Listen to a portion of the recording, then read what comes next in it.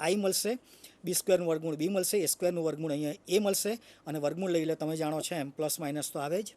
પણ અહીંયા હું એક કિસ્સો લઉં છું, b is equal to plus i એનો, એ રીતના માઇનસ આઈ એનો પણ લઈએ, પણ આપણે અહીંયા આગળ b is equal to plus i એનો કિસ્સો લઈએ. તો ફરી પાછું પેલું સમીકરણ, આગળનું જે સમીકરણ હતું એ હું રિપીટ કરું, એને એ જ બેઠું મેં લખી દીધું છે. અંશ અને છેદ બંને સરખા થતા નથી અને ઉડતા નથી. પણ હવે આપણે અહીંયા આગળ આ જે બી જે દેખાય છે એની અંદર B is equal to I એ પુટઅપ કરી દઉં છું. તો મારું એ જ સમીકરણ આ રીતના લખાય છે, એનું એ જ લખું છું. જુઓ, હું ઓમેગા માઇનસ એ sine k x minus omega T, બીની જગ્યાએ મેં આઈ એ પુટઅપ કર્યો, કોસ એઝ ઇટ ઇઝ. છેદની અંદર આ બધું એમનું એમ મૂકું છું. અહીંયા આગળ બીની જગ્યાએ હું પ્લસ આઈ એ મૂકી દઉં છું, sign k x minus omega T. મેં ફક્ત અહીંયા શું કર્યું છે, તો B is equal to I એ પુટઅપ કર્યું છે. હવે હું શું કરું છું, આ સમીકરણ જે છે એને અંશમાં અને છેદમાં બંનેને આઈ વડે મલ્ટીપ્લાય કરું છું, આ સમીકરણને. તો આઈ વડે જે મલ્ટીપ્લાય કરું છું અંશમાં, એમાં અંશમાં આઈ જે છે એઝ ઇટ ઇઝ રાખું છું, અને છેદનો આઈ છે અંદર લઈ જાઉં છું. હવે છેદનો આઈ અંદર લઈ જાઉં તો તમે જુઓ કે અહીંયા આગળ આઈ ક્યાંય નથી, તો અહીંયા આગળ આઈ આવી જાય છે, કારણ કે અંદર આપણે દાખલ કર્યો.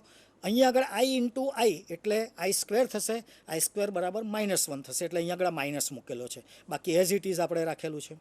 હવે આ સમીકરણની અંદર જુઓ, એ આપણે બહાર કાઢી શકીએ, અહીંયાથી પણ છેદમાંથી પણ એ અને આ એ હું બહાર કાઢી દઉં તો એ ને એ ઉડી જાય, બરાબર છે. બાકી જે રહે છે એ sine k x minus omega t, sine k x minus omega t, sine k x minus omega minus છે.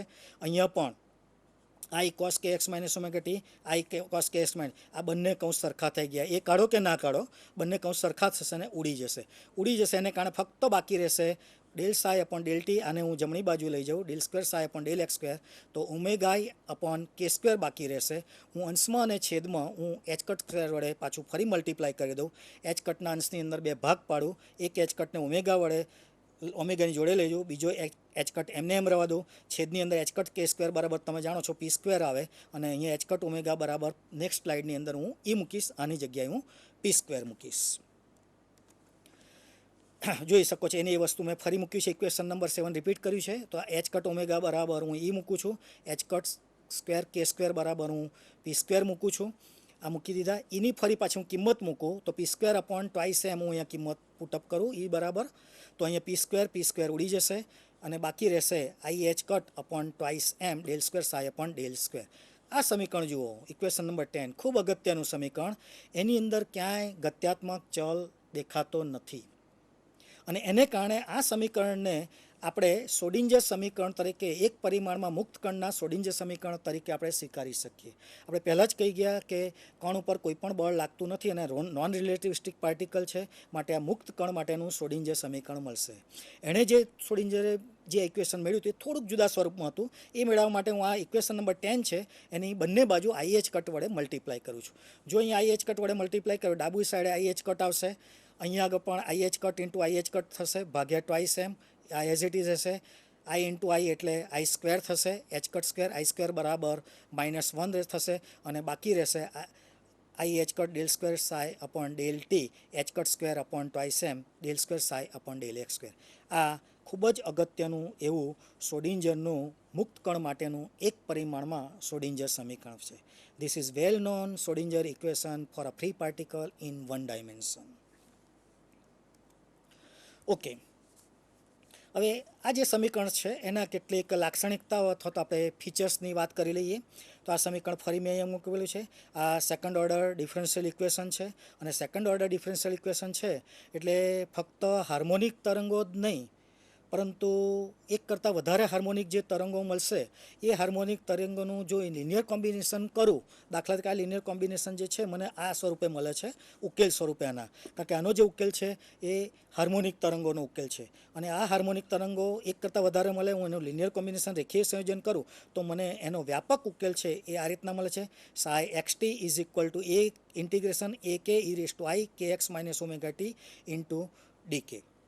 આ એક ખૂબ અગત્યનો ઉકેલ છે, આ એક પારિમાણિક સોડિન્જર સમીકરણનો ઉકેલ, જ્યાં મેં લિનિયર કોમ્બિનેશન કરીને ઘણા બધા ઉકેલોનો સંયોજન કરેલું છે, એટલે કે સંકલન કરેલું છે. આપણે અહીંયા આગળ એક અગત્યનો ગુણધર્મ એવો છે ક્વોન્ટમ મિકેનિક્સની પ્રોપર્ટી, કે તમે એક કરતાં વધારે ઉકેલ હોય એટલે કે હાર્મોનિક તરંગો હોય એટલે કે ઉકેલ હોય એનું તમે રેખીય સંયોજન કરો તો તમને જે વેવ ફંક્શન જે રિઝલ્ટન્ટ વેવ ફંક્શન મળે એ પણ એ સિસ્ટમનું જ રિઝલ્ટન્ટ ફંક્શન મળે છે. ચાહે એક ઉકેલ હોય કે બીજો ઉકેલ, આ બંનેનું હું લિનિયર કોમ્બિનેશન કરું તો પાછું જે મને ઉકેલ મળે એ પણ એ જ સિસ્ટમનો આપણે ઉકેલ તરીકે એ જ સિસ્ટમના વેવ ફંક્શન તરીકે આપણે લઈ શકીએ છીએ. એ અહીં આગળ દર્શાવેલું છે. બીજી એક અગત્યની વાત કે આ જે છે એ વેવ પેકેટ માટે વપરાતું જે ઇક્વેશન છે એના જેવું જ સ્વરૂપ છે. અને વેવ પેકેટમાં પણ તમે જાણો છો કે એક કરતાં વધારે હાર્મોનિક તરંગોનું છે એ લિનિયર કોમ્બિનેશન કરેલું છે. અને એ જે લિનિયર કોમ્બિનેશન કરવાથી જે રિપ્રેઝન્ટેશન મળે છે એ પાર્ટિકલને રિપ્રેઝન્ટ કરે છે. ઓકે, અહીંયા આ સમીકરણ ફરી મૂકી દીધું છે. આ જે સમીકરણ છે શ્રોડિંજરનું સમીકરણ, આ સમીકરણ છે બંનેમાં જુઓ આઈ છે, અહીંયા પણ આઈ છે, શ્રોડિંજર સમીકરણમાં પણ આઈ છે અને એના ઉકેલમાં પણ આઈ છે. જે વ્યાપક ઉકેલ મળ્યો એની પણ આઈ છે.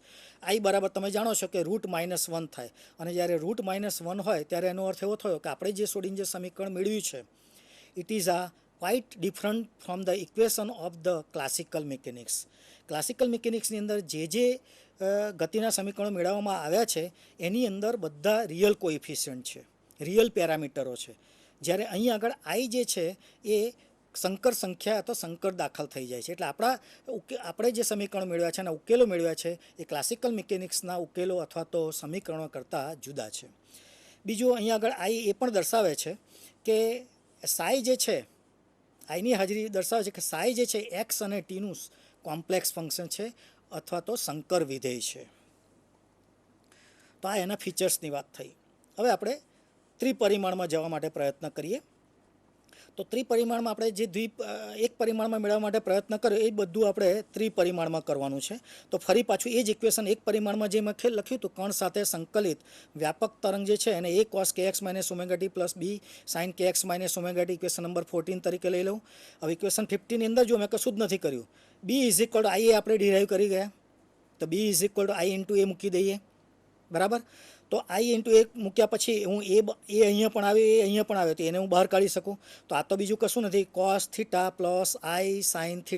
એને તો e⁻i θ એવું કહી શકીએ આપણે, અથવા તો એને તો સાઈ એ એક્સપોનેન્શિયલ થીટાની જગ્યાએ આઈની જગ્યાએ આઈ મૂકીએ, થીટાની જગ્યાએ kx - ωt. આ આપણું એક પરિમાણની અંદર આપણું જે સમીકરણ a cos kx - ωt plus b sin kx - ωt હતું, જ્યાં a અને bનો આપણે લોપ કરેલો છે એને એલિમિનેટ કરેલા છે. તો ત્રિપરિમાણમાં આ ઉકેલને આ સમીકરણને લઈ જવું હોય તો બીજું કશું જ નથી કરવાનું. અહીં આગળ સાઈ છે આર અને ટીનું વિધેય તરીકે દર્શાવવાનું, જ્યાં આઈને વેક્ટર તરીકે લેવાનો આ સમીકરણની અંદર. અને અહીંયા કે જે છે એને સદિશ તરીકે દર્શાવો, આરને સદિશ તરીકે, એક્સને સદિશ તરીકે દર્શાવો અને વચ્ચે ડોટ પ્રોડક્ટ મૂકી દો. એટલે આપણું આ જે એક પરિમાણમાં છે એ આખું ત્રિપરિમાણની અંદર આ વેવ ફંક્શન કન્વર્ટ થઈ જશે. ઓકે, હવે આગળ જે પ્રોસિજર બતાવે તે પ્રમાણે આ જે સમીકરણ છે એનું એક વખત ટીની સાપેક્ષ અને બે વખતે એક્સની સાપેક્ષ વિકલન કરી અને પછી બંનેનો ભાગાકાર કરો તો તમને ત્રિપરિમાણની અંદર આ જે સમીકરણ દેખાય છે i(h del psi upon del t is equal to -h square upon twice m del square psi upon del x square plus del square psi upon del y square plus del square psi upon del z square એવું આપણને સમીકરણ મળશે. અહીંયા બે પદો વધારાના મળે તમે જોઈ શકો છો. હવે આ જે પદ જે છે એની અંદર આ સાઈ જે છે એને આપણે બાજુ પર રાખીએ તો del square upon del x square plus del square upon del y square del square upon del z square છે એને લાપ્લાસિયન ઓપરેટર કહેવામાં છે.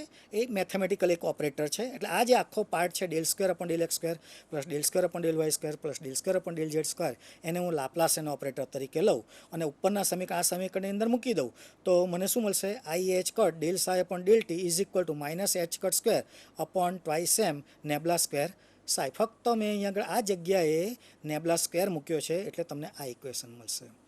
આ જે છે એ ત્રિપરિમાણની અંદર મુક્ત કણ માટેનું શ્રોડિંજર સમીકરણ છે. આ સમીકરણનો પણ વ્યાપક ઉકેલ જે છે પેલાની જેમ જ મૂકીએ છીએ, પણ અહીંયા ફરક એટલો છે કે અહીંયા આગળ એક્સ જે મૂકતા હતા એની જગ્યાએ વેક્ટર આર મૂકીએ છીએ. અહીંયા આગળ આ જગ્યાએ અહીંયા આગળ જે કે એક્સ હતો એની જગ્યાએ k.r મૂકીએ છીએ અને ડીકે જે હતો એની જગ્યાએ d³ k મૂકીએ છીએ. તો આ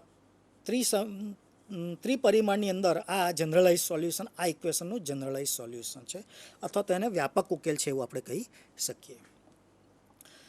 હવે આપણે આગળ વધી અને થોડુંક ઓપરેટર ઉપર જઈએ. ઓપરેટર પહેલાં સમજી લઈએ, પછી ઓપરેટર કોરસ્પોન્ડન્સ એટલે કારક અનુરૂપતા લઈએ, અને કારક અનુરૂપતા લઈ અને આપણે ફોર્સ ફિલ્ડની અંદર એટલે કે બળ લાગતું હોય એવા કણ માટે શ્રોડિંજર સમીકરણ કેવી રીતના ખૂબ જ સહેલાઈથી મેળવી શકીએ એના પ્રયત્નો કરીએ. તો એના માટે હું અહીંયા આગળ પહેલાં ઓપરેટર વિશે તમને થોડીક સમજૂતી આપી દઉં. અહીંયા આગળ એફએક્સ જે છે એક x⁵ એક ફંક્શન છે. આ જે ફંક્શન છે એ એક્સનું ફંક્શન છે. એની ઉપર હું વિકલન નામની ક્રિયા કરું છું, અને તમે જોઈ શકો છો d/dx એ વિકલનની ક્રિયા છે, એ એફએક્સ ઉપર કરું છું. અને જ્યારે એફએક્સ ઉપર કરું છું ત્યારે તમે જોઈ શકો જે ઘાત 5 છે એને હું આગળ લાવી દઉં છું, અને એની ઘાતમાં 1નો ઘટાડો કરીને 4 કરું છું. આ મેં કોઈ ચોક્કસ નિયમને આધારે કર્યું છે. અહીંયા જે છે x⁵ છે એની જગ્યાએ 5x⁴ થઈ જાય છે. આ ચોક્કસ નિયમને આધારે હું એક ગણિતીય ક્રિયા કરું છું, એ વિકલન નામની ક્રિયા છે ચોક્કસ નિયમને આધારે, અને મને એક્સનું એક બીજું વિધેય મળે છે જે આ એફએક્સ કરતાં જુદું છે, માટે હું એને gxથી દર્શાવું છું. તો મેં અહીંયા એફએક્સને gxમાં કન્વર્ટ કર્યું. બંને વિધેયો જુદા જુદા છે જુઓ, માટે મેં gxથી દર્શાવ્યું છે. આ એક્સવેક્સને gxમાં કન્વર્ટ કરવા માટે મેં વિકલન નામની એક ગણિતીય પ્રક્રિયા કરી, મેથેમેટિકલ પ્રોસિજર કર્યો. આ જે મેથેમેટિકલ પ્રોસિજર કર્યો એનો અર્થ કે d/dxને મેં એફએક્સ ઉપર લાગુ પાડ્યો. લાગુ પાડવું એને ઇંગ્લિશમાં ઓપરેટ કરવું કહેવામાં આવે છે. માટે આ જે d/dx છે એને મેથેમેટિકલ ઓપરેટર અથવા તો ગણિતીય કારક કહેવામાં આવે છે, જે d/dx છે તે. એનો અર્થ એવો થયો કે જ્યારે એફએક્સ ઉપર હું d/dx નામનો વિકલનનો કારક લાગુ પાડું છું ત્યારે આ એફએક્સને હું gxમાં કન્વર્ટ કરી શકું છું. તો બીજા શબ્દોમાં આપણે એમ કહી શકીએ કે આ જે કારક છે બીજું કશું નથી પણ એક ગણિતીય ક્રિયા છે જે કોઈ ચોક્કસ નિયમને આધારે એફએક્સ જેવા કોઈ વિધેયને gx જેવા નવા વિધેયમાં ફેરવી નાખે છે કોઈ ચોક્કસ નિયમને આધારે. તો અહીંયા d/dx એ વિકલનનો કારક છે એવું આપણે કહી શકીએ. અચ્છા છે. So operator is nothing but some mathematical procedure which convert the one function into another function according to some certain rule. તો આ જે અહીંયા d/dx છે એને આપણે ઓપરેટર અથવા તો કારક તરીકે સ્વીકારીશું. આવા બીજા ઘણા બધા કારકો છે. એક એડિશનનો કારક છે, સબસ્ટ્રેક્શનનો છે, મલ્ટિપ્લિકેશનનો છે, ડિવાઇડિંગનો છે, ડિફરન્સિએશનનો તો આપણે જોઈ ગયા, ઇન્ટિગ્રેશનનો છે. તદુપરાંત રૂટ જે છે એ પણ એક કારક છે. તદુપરાંત તમે ટાઈમ રહેશો તો આપણે આગળ લઈશું, પેરિટી એ પણ કારક છે. સ્પિનની અંદર શું થાય છે, સ્પિન માઇનસ એટલે 180 ડિગ્રી ચેન્જ થાય છે. પેરિટીની જેમ જે સ્પિન છે એ પણ એક પ્રકારનો કારક છે. તો આવા કેટલાક ઘણા બધા કારક છે. તો અહીંયા કેટલાક અગત્યના સરવાળાના અને ગુણાકારના અને સંકલનના કારકો અહીંયા દર્શાવે છે. હવે ક્વોન્ટમ મિકેનિક્સના બે અગત્યના કારકો ડિફાઇન કરવામાં આવ્યા છે. એક એનર્જીનો એક ડિફરન્શિયલ ઓપરેટર છે જેને E is equal to IH cut del/del equation number 22થી ડિફાઇન કરેલો છે, અને P is equal to -IH cut nabla એ 23થી ડિફાઇન કરેલો છે. તો આ બે અગત્યના, P એટલે વેગમાન, E એટલે ઉર્જા અને વેગમાનનો કારક ડિફાઇન કરેલા છે ક્વોન્ટમ મિકેનિક્સની અંદર. આ વેગમાન P છે એનું હું સ્ક્વેર કરું તો p² is equal two -1² plus થશે, અને I² is equal to minus થશે h cut square nabla square. Equation 24 મળ્યું આપણને. હવે ધારો કે મારી પાસે એક એવો કણ છે જે મુક્ત કણ નથી પણ એ બળ ક્ષેત્રમાં આવેલો છે, અને એની ઉપર કોઈ પ્રકારનું F ઇઝ ઇક્વલ ટુ અહીં દર્શાવ્યું છે જુઓ, F is equal to minus nabla V જેવું કોઈ બળ લાગી રહ્યું છે. હવે જો અહીંયા તમે જોઈ શકો નેબલા V એટલે કે બળને આપણે તમે વ્યાખ્યાયિત કરી ગયા છે, it is a negative of differentiation of potential energy with respect to coordinate. એટલે આ જે છે ડિફરન્સિએશન છે, નેબલા એ ડિફરન્સિએશન દર્શાવે છે, અને V એ પોટેન્શિયલ એનર્જી. જો બળ લાગતું હશે તો કણને પોટેન્શિયલ એનર્જી V હોવી જોઈએ. અત્યાર સુધી જે આપણે ઉર્જા લીધી, ટોટલ ઉર્જા, એ ફક્ત કાઇનેટિક ઉર્જા લીધી. હવે તમે જો અહીંયા જે હું ટોટલ ઉર્જા લઈ જાઉં છું એ E is equal two kinetic energy plus potential energy તરીકે લઉં છું. એટલે કે કાઇનેટિક એનર્જી તો તમે જાણો છો p²/2m છે, જ્યારે અહીંયા આગળ જે પોટેન્શિયલ એનર્જી છે એને આપણે V તરીકે મૂકીએ છીએ. હવે તમે આ જે સમીકરણ મળ્યું એ તો ક્લાસિકલ મિકેનિક્સનું ડાયનેમિકલ વેરિયેબલનું ઇક્વેશન છે. હવે આ ક્લાસિકલ મિકેનિક્સનું જે ઇક્વેશન છે એમાં E અને P જે ડાયનેમિકલ વેરિયેબલ છે એને હું અહીંયા આગળ આવા કોઈ ક્વોન્ટમ મિકેનિક્સના બે ઓપરેટર તરીકે દર્શાવું છું. એટલે કે Eનો અને Pનો એટલે કે p² હું અહીંયા આગળ સબસ્ટિટ્યૂટ કરું છું, અને E અને p² સબસ્ટિટ્યૂટ કરું તો મને જો આ પ્રકારનું સમીકરણ મળે. E અને P મેં બેઠા મૂકી દીધા છે, બીજું કશું જ કર્યું નથી આ સમીકરણની અંદર. IH cut del/del t is equal to minus h cut square upon twice m nabla square plus v as it is રહેશે, એ રિયલ છે એમને એમ આપણે રહેવા દઈશું. આની બંને બાજુ આપણે સાઈ ઉપર ઓપરેટ કરીશું. તો આ બંને બાજુ આપણે સાઈ ઉપર ઓપરેટ કરીએ, કારણ કે આ બંને બાજુ કારકો છે મોટાભાગના, એટલા માટે આપણે જો સાઈ ઉપર ઓપરેટ કરીશું આને, તો આ ઇક્વેશન મળશે i H cut del psi upon del t, where psi is a function of r and t is equal to minus h cut square upon twice m nabla square psi R t plus v r t psi R t, જ્યાં r જે છે એ vector તરીકે અહીં લીધેલો છે, ખાસ આપણે ધ્યાન રાખીશું. તો આ જે સમીકરણ જે છે એ ત્રિપરિમાણની અંદર બળ ક્ષેત્રની અંદર એટલે કે ફોર્સ ફિલ્ડની અંદર આ સમીકરણ છે. તમે જોઈ શકો છો કે ફક્ત E is equal to P square upon twice M plus V, આપણું જે ક્લાસિકલ મિકેનિક્સનું ઇક્વેશન છે એની અંદર ફક્ત હું E અને પીના કારકો મૂકી દઉં છું અને મને ક્વોન્ટમ મિકેનિક્સનું શ્રોડિંજરનું સમીકરણ એઝ ઇટ ઇઝ પહેલાંની જેમ જ મળી જાય. ત્રિપરિમાણની અંદર મુક્ત કણ માટે હતું એવું જ મને મળી જાય છે. ફક્ત અહીંયા આગળ બળ લાગે છે એટલે કે વી સાઈ એક વધારાનો એની અંદર પ્લસ થાય છે. તો જે આપણે પ્રોસિજર આપણે ત્રિપરિમાણ માટે કર્યો હતો એ જ પ્રોસિજર ખાસો લાંબો હતો, પણ અહીંયા ફક્ત મેં જે આ જે ડાયનેમિકલ વેરિયેબલનું જે ગતિનું સમીકરણ ક્લાસિકલ મિકેનિક્સનું છે એને ફક્ત ઈ અને પીને હું ફક્ત કારકો વડે દર્શાવું અને પછી એની અંદર ખાલી પુટઅપ કરી દઉં તો મને શ્રોડિંજરનું સમીકરણ ખૂબ જ સહેલાઈથી મળી જાય છે. એનો અર્થ એવો થયો કે હું ક્લાસિકલ મિકેનિક્સના જે ડાયનેમિકલ વેરિયેબલ છે એને હું કોઈ કારકો તરીકે દર્શાવું અને પછી હું ક્લાસિકલ મિકેનિક્સનું જે ઇક્વેશન છે એની અંદર હું પુટઅપ કરું તો મને ક્વોન્ટમ મિકેનિક્સના શ્રોડિંજર જેવા ઇક્વેશનો મળી જાય છે. ઇંગ્લિશમાં આપણે એવું કહી શકીએ કે denoting the dynamical variable of the classical mechanics by suitable quantum mechanical operator one can convert the classical mechanics equation into quantum mechanical equation very easily. Okay, આની ઉપરથી આપણે હવે આગળ પ્રોબેબિલિટી ઉપર જઈએ અને પ્રોબેબિલિટીની સમજૂતી ઉપર જઈએ. આપણે ધારો કે કોઈ શ્રોડિંજર સમીકરણ ઉકેલ્યું અને એ શ્રોડિંજર સમીકરણનો જે ઉકેલ છે મને સાઈ આર ટી મળ્યો. આ મેં આગળ કહી ગયો તેમ કે સાઈ આર ટી જે છે એ કોમ્પ્લેક્સ ફંક્શન છે અને આ જે સાઈ આર ટી જે છે એનું હું અનુબદ્ધ સંકલ લઉં તો સાઈ સ્ટાર આર ટી મળે.